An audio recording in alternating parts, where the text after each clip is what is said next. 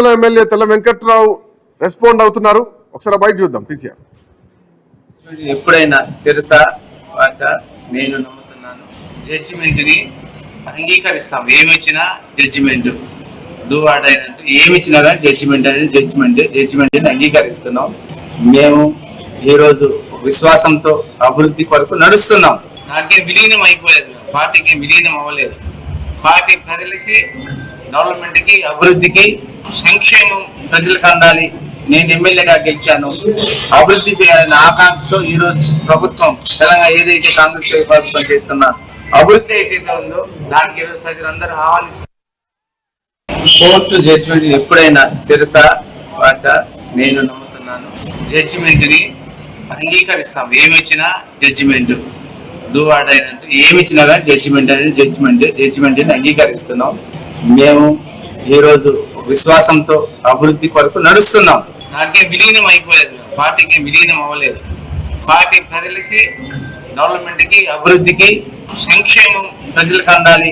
నేను ఎమ్మెల్యేగా గెలిచాను, అభివృద్ధి చేయాలనే ఆకాంక్షతో ఈ రోజు ప్రభుత్వం తెలంగాణ ఏదైతే కాంగ్రెస్ ప్రభుత్వం చేస్తున్న అభివృద్ధి ఏదైతే ఉందో దానికి ఈరోజు ప్రజలందరూ ఆహ్వానిస్తారు.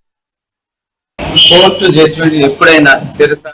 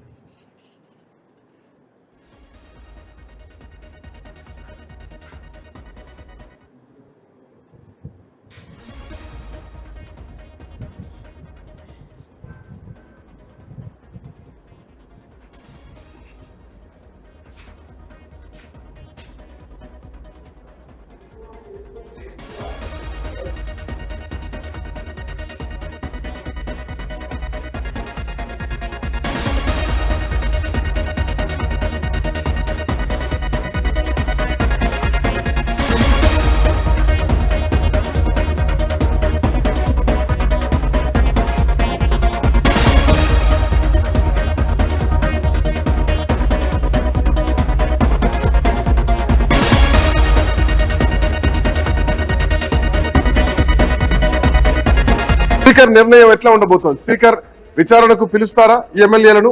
స్పీకర్ కోర్టులోనే సుప్రీంకోర్టు బంతి వేయడం జరిగింది. స్పీకర్ ఏ నిర్ణయం తీసుకోబోతారు? అక్టోబర్ 31 లోపు ఖచ్చితంగా నిర్ణయం తీసుకోవాలంటూ కూడా సుప్రీంకోర్టు తీర్పిచ్చింది. సో స్పీకర్ నిర్ణయం మాత్రమే స్పీకర్ కు తీసుకోవాల్సింది. అటా ఇటా ఏం నిర్ణయం తీసుకుంటారు? ఎవరిపైన వేటు వేస్తారు? ఎంతమంది పైన వేస్తారు? పూర్తి 10 మంది పైన గంపగుత్తగా వేటు వేస్తారా? అసలు ఈ 10 మంది ఎమ్మెల్యేలు పార్టీ మారారన్న దానికి కాంగ్రెస్ పార్టీ నాయకులు ఎవరు కూడా సమాధానం చెప్పట్లేదు. ఆ 10 మందిని అడగండి అంటూ కూడా మాట్లాడుతున్నారు. సో ఆ 10 మంది ఎమ్మెల్యేలకు కూడా ఐన్యూస్ ప్రయత్నం చేస్తున్నాం. సో వాళ్ళను రీచ్ అయ్యేటువంటి ప్రయత్నం చేస్తున్నాం. బట్ ఇంకా అందుబాటులోకి అయితే రావట్లేదు. రైట్. సో మొత్తానికి స్పీకర్ నిర్ణయం ఎట్లా ఉండబోతోంది? సో ఈ 3 నెలల కాలంలో స్పీకర్ ఎట్లా విచారణ చేయబోతున్నారు? సో ఎట్లాంటి ఎవిడెన్స్ ని కలెక్ట్ చేయబోతున్నారు? ఎట్లాంటి ఎవిడెన్స్ ని బీఆర్ఎస్ పార్టీ నాయకత్వం కూడా వాళ్ళకి అందివ్వబోతున్నారు? సో చూడాలి. స్పీకర్ రెండు రాజ్యాంగబద్ధ సంస్థలు మధ్య జరుగుతున్నటువంటి ఈ అంశం ఇప్పుడు దేశవ్యాప్తంగా కూడా నిజానికి చర్చనీయాంశంగా మారింది.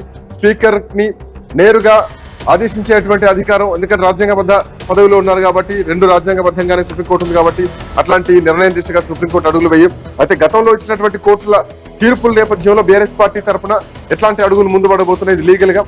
స్పీకర్లకు ఎమ్మెల్యేలకు విచారణకు రాకపోతే స్పీకర్ ఏం చేస్తారు? స్పీకర్ నిర్ణయం మీదనే పూర్తిగా ఆధారపడ్డటువంటి అంశం. సో 3 నెలల సమయంలో ఎట్లాంటి పరిణామాలు ఉండబోతున్నాయి? బీఆర్ఎస్ పార్టీ ఇంకా ఎట్లాంటి లీగల్ డెసిషన్స్ తో ముందుకు వెళ్ళబోతుందని మాత్రం చూడాలి. నెక్స్ట్ అప్డేట్స్ కంటిన్యూ అయితే కీప్ వాచింగ్.